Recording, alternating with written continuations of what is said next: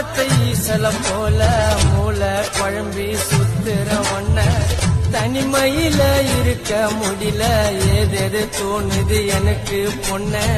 வெளிச்சம் பார்த்த ஈசல போல மூளை குழம்பி சுத்துற ஒன்ன தனிமையில இருக்க முடியல ஏதேது தோணுது எனக்கு பொண்ண